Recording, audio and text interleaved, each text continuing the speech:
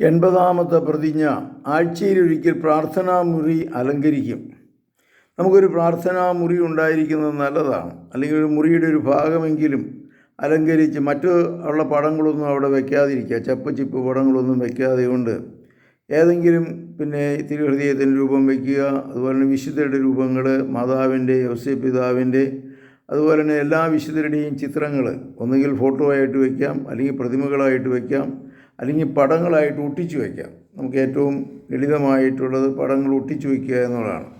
അപ്പോൾ ഇങ്ങനെ ഒട്ടിച്ചു വെച്ച് പിക്കപ്പ് ചെയ്യുകയാണെങ്കിൽ വളരെയേറെ സഹായകമായിരിക്കും അത്.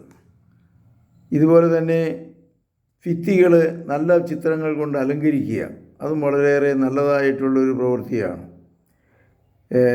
അങ്ങനെ വന്നു കഴിയുമ്പോൾ നമുക്കൊരു ആധ്യാത്മികമായ അറ്റ്മോസ്ഫിയർ അവിടെ ഉണ്ടാകാനായിട്ട് സഹായകമാണ്. ഇതുപോലെ തന്നെ ആഴ്ചയിലൊരിക്കൽ പ്രതിജ്ഞകൾ വായിക്കുക.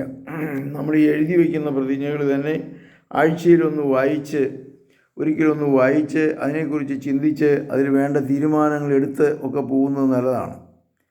ഇതുപോലെ തന്നെ 83-ാമത്തെ പ്രതിജ്ഞയാണ് കിടക്കുന്നതിന് മുൻപ് ആത്മശോധന നടത്തുക. കിടക്കുന്നതിന് മുമ്പായിട്ട് സാധാരണ സന്യാസ ഭവനങ്ങളിലും അതുപോലെ തന്നെ നൊവിഷ്യേറ്റുകളിലും അതുപോലെ തന്നെ ക്രൈസ്തവരായിട്ടുള്ള വ്യക്തികളെല്ലാം കിടക്കുന്നതിന് മുമ്പ് ഇന്നത്തെ പ്രവൃത്തികൾ ഓരോന്ന് ഓർമ്മിക്കുക. ഏതെല്ലാം നന്മകളാണ് എനിക്ക് ചെയ്യാൻ സാധിച്ചിട്ടുള്ളത്, ഏതെല്ലാം ബലഹീനതകളിലേക്കാണ് ഞാൻ പോയിട്ടുള്ളത്, ഏതെങ്കിലും തഴക്കദോഷങ്ങളിലേക്ക് വീണ്ടും ഞാൻ പോയിട്ടുണ്ടോ, ഇതെല്ലാം ഒന്ന് പരിശോധിച്ച് ജീവിതത്തിലൊരു മാറ്റം വരുത്തുന്നത് എപ്പോഴും നല്ലതാണ്. ആത്മപരിശോധന എന്ന് പറയും. അതിനെ തുടർന്ന് മനസ്താവ പ്രകരണം ചെല്ലുക. അങ്ങനെ ജീവിതത്തിലൊരു മാറ്റം വരുത്താനായിട്ട് ശ്രമിക്കുന്നത് നല്ലതാണ്. ഇതുപോലെ തന്നെ 84-ാമത്തെ പ്രതിജ്ഞയാണ് വെള്ളിയാഴ്ച ദിവസം ഉപവസിക്കുക.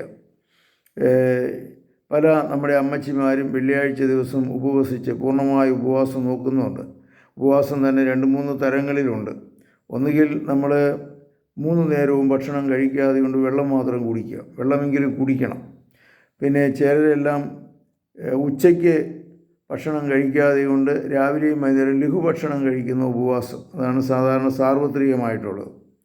പിന്നെ വേറൊന്നുള്ളത് ഒരു നേരത്തെ ഭക്ഷണം കുറയ്ക്കുക. വൈകുന്നേരത്തെ ഭക്ഷണമോ അല്ലെങ്കിൽ രാവിലത്തെ ഭക്ഷണമോ കഴിക്കാതിരിക്കുകയോ വളരെ കുറച്ച് മാത്രം കഴിക്കുകയോ ചെയ്യുക. ഏത് വിധത്തിലാണെങ്കിലും ഉപവാസത്താലും പ്രാർത്ഥനയാലും അല്ലാതെ ഈ പിശാച് ഒഴിഞ്ഞു പോവുകയില്ല എന്ന് പറഞ്ഞ കർത്താവിനെ അനുകരിച്ചുകൊണ്ട് ഉപവാസവും പ്രാർത്ഥനയും നടത്തുന്നത് വളരെയേറെ സഹായകമാണ്. കർത്താവേ, ഈ വീഡിയോ കണ്ട ഓരോ മക്കളെയും അനുഗ്രഹിക്കണമേ.